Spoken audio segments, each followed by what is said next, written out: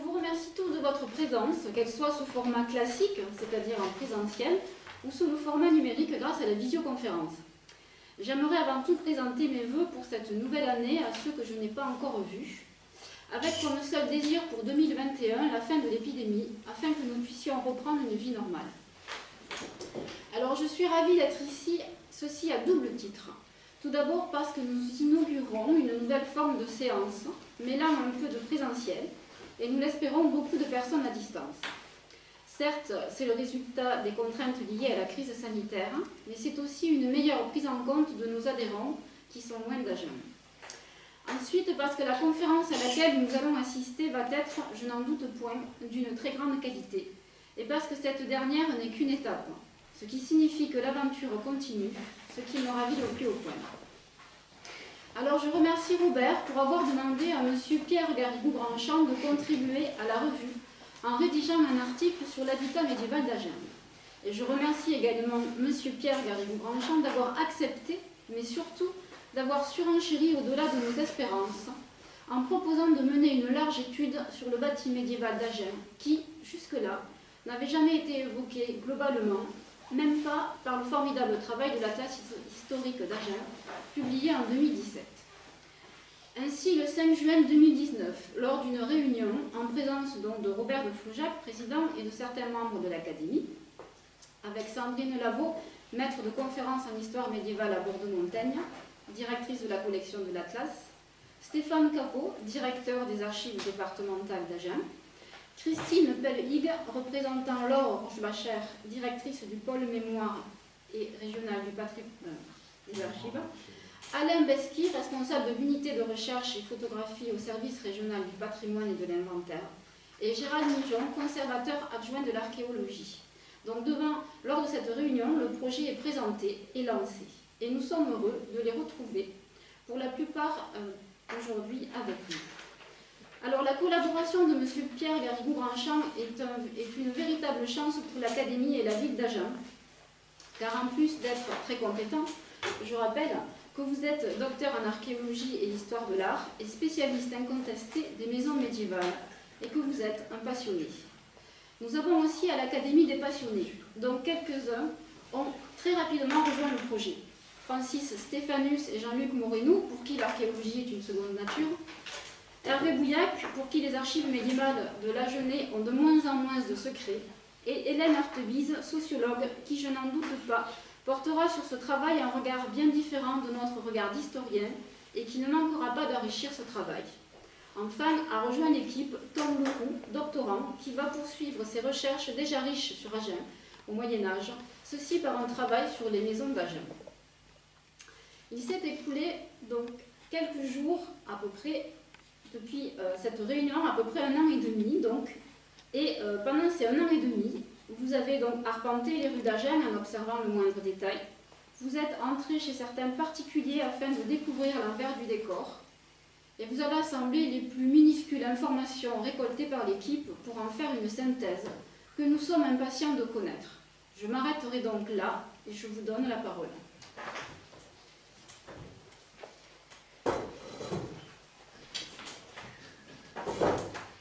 Merci Madame la Présidente et bonjour chers amis. Avant de commencer notre numéro de duettiste, je voudrais vous dire toute la joie que nous avons à vous faire part de nos découvertes et à parler de nos chères maisons médiévales. Tous nos remerciements à l'Académie pour avoir pris cette initiative, car au début nous nous posions la question « Agen le vaut-il? Trouverons-nous matière à nous contenter ?» Vous verrez qu'Agen le valait bien. Mes remerciements vont aussi à tous les propriétaires qui nous ont accueillis, aux institutions qui nous ont aidés.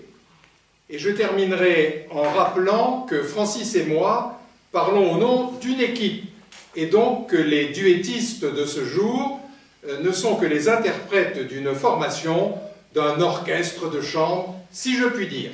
Voilà maintenant le premier violon.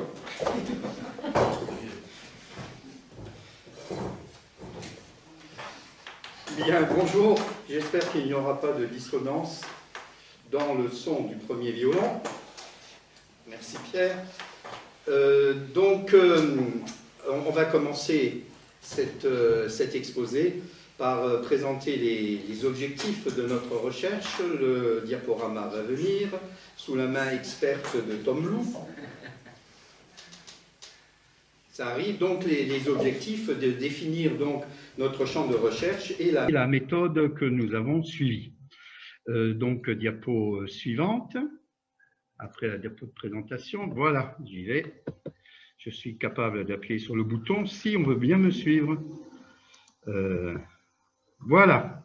Alors, en ce qui concerne les objectifs de cette recherche, c'est bien sûr d'abord d'établir un corpus, de voir le nombre des maisons conservées, mais de ne pas se contenter de cela, bien sûr, d'essayer de décrire ces maisons dans leur morphologie, dans leur méthode constructive, dans leur programme aussi, de manière à essayer de déterminer leur fonction et puis évidemment aussi leur datation, de manière à aboutir à un diagnostic qui puisse un peu nous permettre ensuite peut-être d'envisager un inventaire qui soit plus exhaustif.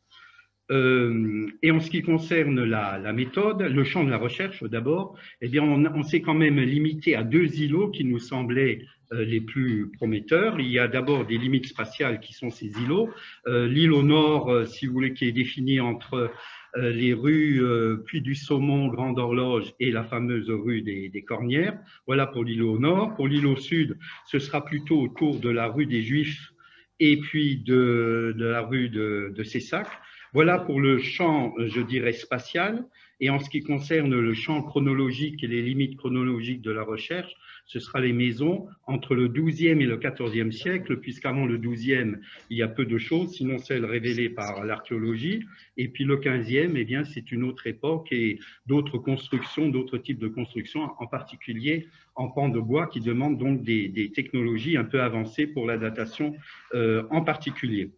En ce qui concerne la méthode, eh bien, nous sommes allés sur le terrain, bien sûr, nous avons fait des visites de terrain. À la fois, nous avons pu observer les maisons de l'extérieur, mais aussi, évidemment, de l'intérieur.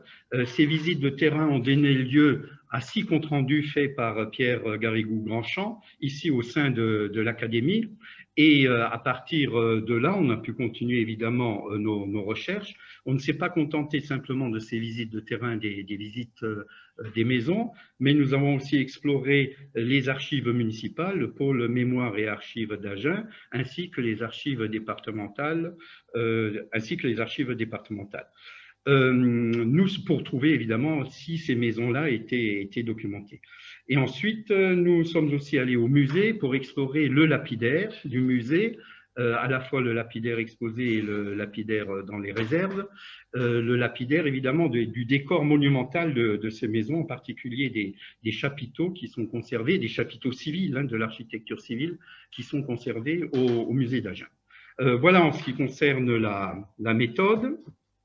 Et puis pour la présenter, ça n'avance pas. Voilà. Voilà le plan que nous proposons là pour notre exposé.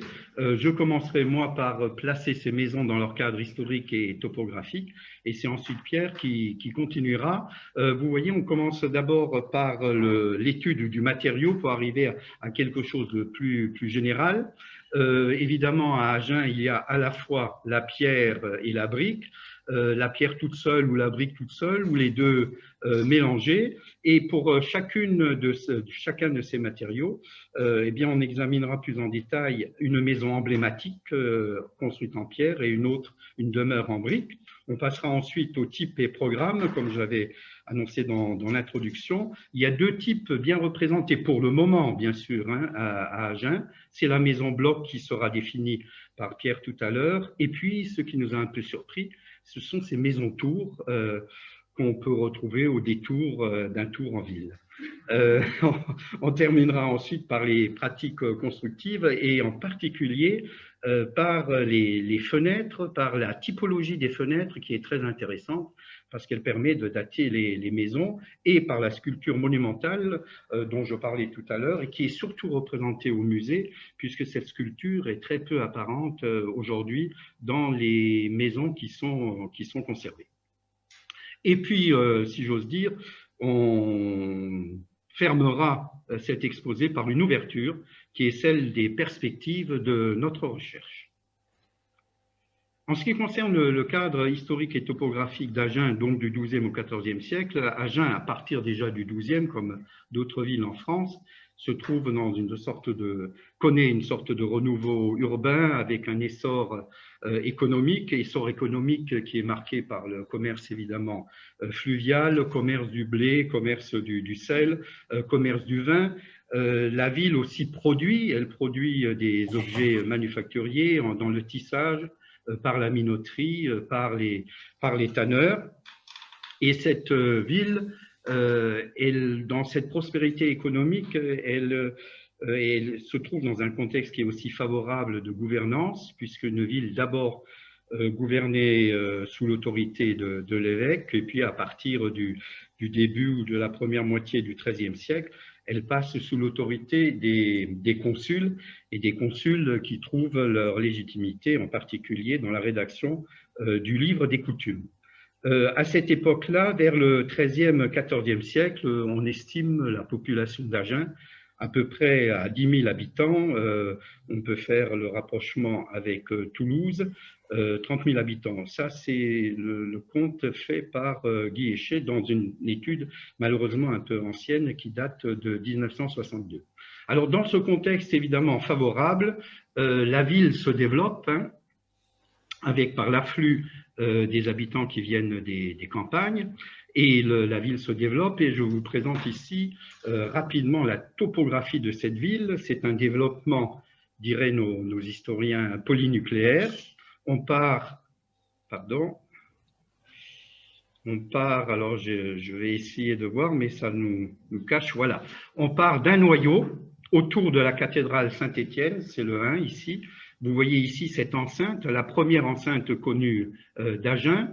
À partir de ce noyau se forment des bourgeonnements. Le premier bourgeonnement, c'est celui de l'enclos canonial de Saint-Caprais. Alors c'est surtout un bourgeonnement ecclésiastique, alors que le deuxième bourgeonnement, c'est la lettre C ici, c'est le rempart de Truelle à l'est. Et là, il s'agit véritablement d'un faubourg, si j'ose dire, civil. Alors, il ne faut pas oublier non plus dans ce bourgeonnement et dans ce développement topographique de la ville, l'extension vers l'ouest, vers le fleuve, vers le pont aussi, et une extension qui est aussi favorisée par ces pôles d'attractivité que sont les différents couvents médiévaux d'Agen. Le premier et le plus ancien étant le prieuré Saint-Antoine. Nous sommes dans l'emprise de ce couvent, ici au siège de l'Académie. Vous avez ici les Jacobins, les Cordeliers, les Augustins, et alors là, on n'est plus à l'ouest, mais là, carrément à l'est, avec le couvent des Carmes. Donc ici, vraiment, des pôles d'attractivité de ces couvents. Et si l'on en vient maintenant à la topographie plus précise de l'habitat, on en revient ici à la première enceinte d'Agen, autour de la cathédrale, la place du marché-parking actuelle. Vous avez ici ce qu'on peut remarquer des 29, alors ce que nous avons recensé, 29 maisons médiévales ou vestiges de maisons médiévales, et ce qu'on peut remarquer ici, c'est qu'elles se présentent vraiment en cœur de cité, puisque vous avez sur les 29, vous en avez 17 qui se trouvent intramuros de la première enceinte d'Agen. Ce que l'on peut remarquer aussi, c'est que ces maisons se trouvent plutôt le long des grandes artères, comme ici par exemple la rue du Marché, autrement dit la rue des Cornières actuelle. Elle se trouve aussi le long des maisons qui débouchent sur cette rue, qui est vraiment la rue des Cornières, qui est vraiment l'artère dorsale, l'épine dorsale de tout le parcellaire de la ville. Vous avez aussi la rue Grande Horloge, où là vous avez trois maisons qui ont été repérées. Et vous avez alors un peu plus loin au sud, vous avez la rue des Juifs, qui n'est pas loin de la cathédrale. Nous avons aussi repéré ici des vestiges de 4 maisons. Donc centralité et sur les artères importantes. Alors si l'on reporte cela sur le cadastre actuel, on peut d'abord remarquer l'empreinte morphogène de l'enceinte, de cette première enceinte d'Agen dans le réseau viaire. Ça, c'est quand même quelque chose qui est très, très marquant. Et ce que l'on peut remarquer ici, et ce qu'on vous a noté ici, c'est l'empreinte de ces maisons, le positionnement de ces maisons dans le cadastre actuel. On peut passer à la diapo suivante. Voilà. Ce qui est aussi remarquable dans le positionnement de ces maisons dans la topographie de la ville, c'est qu'elles recherchent plutôt les points hauts. Les points hauts, alors c'est un peu masqué, voilà, vous avez les points hauts. J'ai essayé ici de souligner les courbes de niveau entre 47 et 50 mètres. On sait que les points les plus hauts d'Agen, ce sont les points sur lesquels sont installés le groupe cathédral, ici le marché parking, hein, on est à 50 mètres, de même que pour les Jacobins, on est à 50 mètres aussi. Et on peut quand même remarquer que grosso modo, la majorité de ces maisons se situent entre 48 mètres et 50 mètres de courbe de niveau. Alors, pour nous résumer en ce qui concerne, alors encore une petite exploration que l'on peut faire, c'est de voir comment cet habitat-là s'intègre dans le parcellaire. Et là, j'utilise évidemment le travail d'Ézéchiel Jeancouré dans l'Atlas historique d'Agen. Nous sommes toujours à l'intérieur de la première enceinte. Ézéchiel Jeancouré a déterminé ici ce qu'il appelle des unités de plan. Les unités de plan, ce sont des portions du plan de la ville qui se caractérisent par un parcellaire qui présente une certaine homogénéité qui le distingue d'autres unités de plan. Par exemple, ici, on voit très bien que le parcellaire autour de la rue des Cornières est en lanière, il est extrêmement serré, alors que ce qui indique probablement une réurbanisation de ce secteur-là après le grand incendie du XIVe siècle, avant 1342. Alors, et on voit qu'il y a pas mal de maisons qui s'intègrent dans ce parcellaire-là. Et puis, alors, à côté, quand vous prenez par exemple le parcellaire 2A, où nous avons aussi repéré des maisons, c'est un parcellaire beaucoup plus lâche, avec des parcelles qui sont bien plus grandes. Pourquoi? Eh bien, parce qu'on est évidemment ici dans l'entourage du groupe cathédral. Alors, pour nous résumer, on pourrait tirer ce que j'appellerais le portrait topographique de l'habitat, du moins celui que nous avons recensé. Alors, je précise tout de suite que cet habitat, ce n'est pas l'habitat du peuple, hein, parce que le peuple, lui, son habitat, il ne se conserve pas bien, hein, c'est l'archéologie qui le révèle, c'est une architecture de terre et de bois, alors qu'ici, nous sommes dans la pierre et dans la brique, et la pierre et la brique, elle est utilisée plutôt par les catégories aisées. Alors donc, nous sommes ici dans des maisons, comme je vous l'ai dit, qui recherchent la centralité, qui recherchent des rues qui amènent rapidement à cette centralité et qui amènent rapidement au centre des pouvoirs, celui de l'évêque avec la cathédrale et celui des consuls ici avec la maison commune. Ce sont des maisons aussi qui se trouvent sur des points hauts et qui échappent ainsi aux inondations. Alors voilà, très rapidement, initier la topographie de l'habitat. Et là, je laisse, après ces considérations un peu générales, je laisse Pierre Garrigou-Grandchamp entrer dans la matérialité de ces maisons et il va nous les faire découvrir et nous les décrire.